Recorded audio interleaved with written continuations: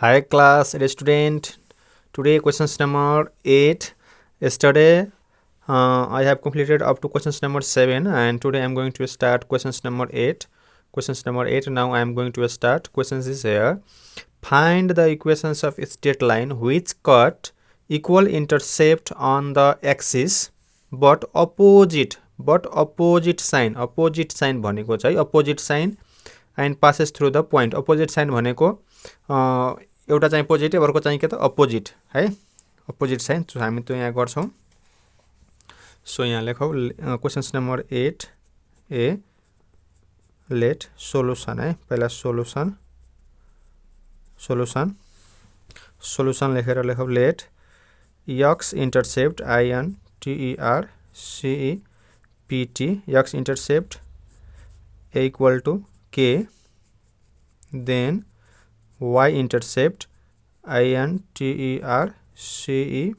y intercept b equal to के हुन्छ त माइनस k. यहाँ अपोजिट साइन भनिया छ अपोजिट साइन अब हामीले के निकाल्नु त now equations of straight line अब लेखौ हामी equations of straight line equation equation of straight line STRAIGST straight line equations of straight line हाम्रो फर्मुला के छ त x by a plus y by b equal to 1 और x.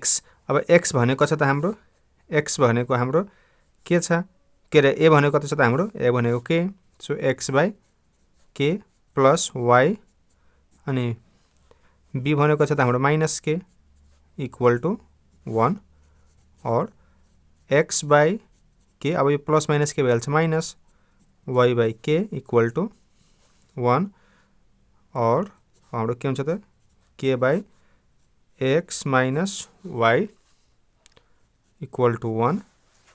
So therefore अब x minus y equal to k1 जा k हैन यो हाम्रो चाहिँ के भयो त इक्वेशन आई भयो इक्वेशन के भयो त आई भयो. अब यो लाइन चाहिँ के भयो कति पोइन्ट भएर पास भएको छ त 5,6. it passes the point it passes हाम्रो questions it passes the point it passes the point is passes the point is passes the point कति पोइन्ट भएर त 5,6. it passes the point 5,6 we get हाम्रो के छ त x हाम्रो यो कतै आएको छ value x minus y equal to k और x को भ्यालु कति छ त x को भ्यालु 5 minus y को भ्यालु कति छ त 6 equal to k और so therefore और न लेखौ therefore k equal to कति हुन्छ minus 1 k equal to कति हुन्छ त हाम्रो minus 1. now putting putting अथवा putting the value of k in equation putting the value of k in equation I यो k को भ्यालु चाहिँ के त हामीले इक्वेशन्स I मा राखौं. इक्वेशन्स I कति रहेको छ त x minus y equal to कति छ त हाम्रो k. so therefore x minus y equal to के हुन्छ त k को भ्यालु कति छ त -1. अब बुकको आन्सर मिलाउनको लागि हामीले के गर्नु पर्छ त भन्दाखेरि बुकको आन्सर मिलाउनको लागि के त x minus y अब यो माइनस मा त अब के हुन्छ +1 अनि त के बाँकी भने के त 0 is the required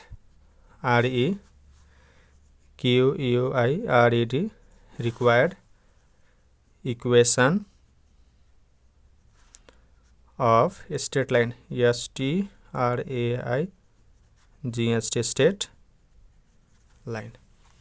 So class 8 students, our questions number 8a has just completed and now 8b I am going to start. So keep on watching, and if you are new in this channel, please don't forget to subscribe my YouTube channel and please share this videos to your friends. Video share गर्न नबिर्सिनु होला. साथीलाई पनि video share गर्दिनु किन भन्दाखेरि सबैको लागि हैन हामीले के गर्नुपर्छ त भलो गर्नुपर्ने हुन्छ सबैको लागि हामीले सोच्नुपर्ने हुन्छ ल त्यस्तै हाम्रो 8b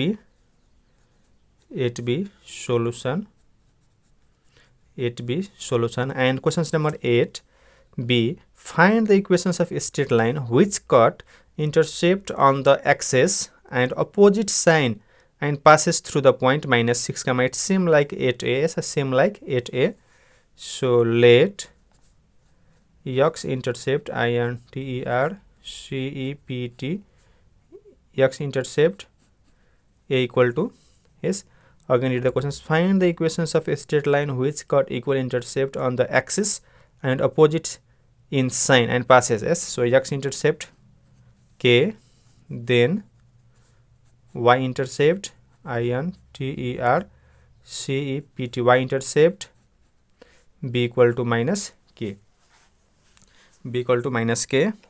Equation equation equation of a straight line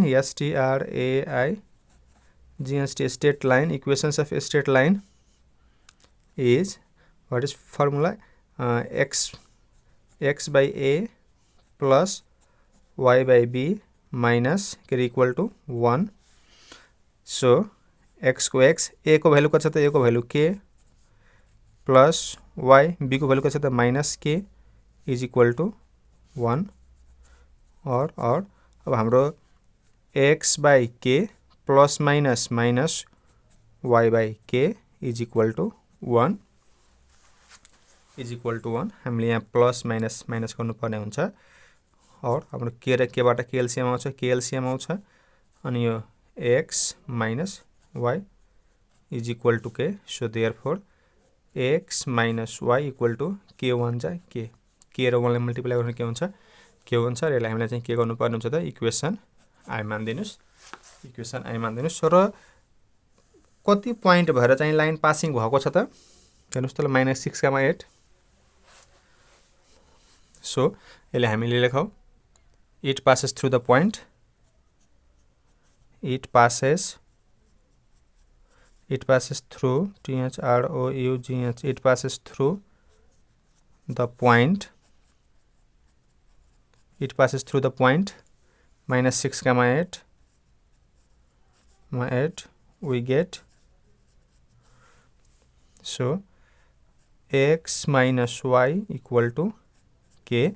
x को भ्यालु कति छ त हाम्रो यहाँ x minus y equal to k हाम्रो यो इक्वेसन छ नि हो यसमा चाहिँ के त पुट गर्नुपर्ने हुन्छ ए पोइन्ट भएर चाहिँ के त यो पास भएको हुन्छ. सो -6 x को भ्यालु कति छ त -6 minus y को भ्यालु कति छ त 8 is equal to k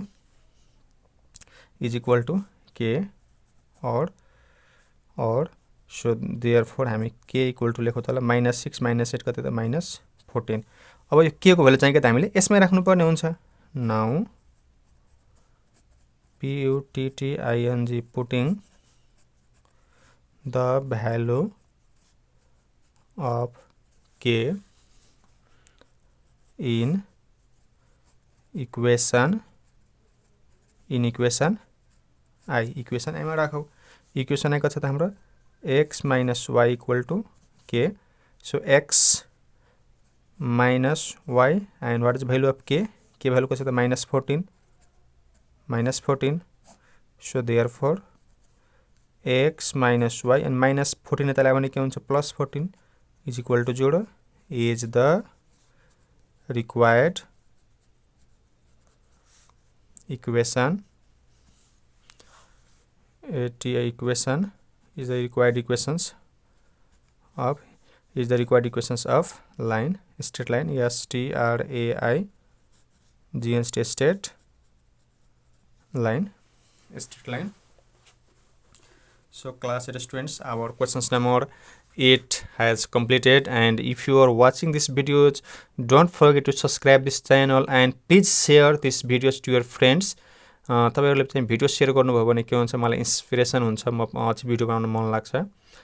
जति भ्युज आउँछ त्यतिकै भिडियोज बनाउन के हुन्छ इन्स्पायर भइन्छ. र च्यानलमा नयाँ हुनुहुन्छ भने प्लिज च्यानल सब्स्क्राइब गर्नु होला, किन भन्दाखेरि तपाईहरुको यो अहिले 8 मा त्यसपछि 9 10 को सबैको भिडियो तपाईको क्रम अनुसार आउँदै गर्छ. त्यसले गर्दा च्यानल अगाडिदेखि नै सब्स्क्राइब गरिराख्नु होला. Okay, thank you. Thanks for watching.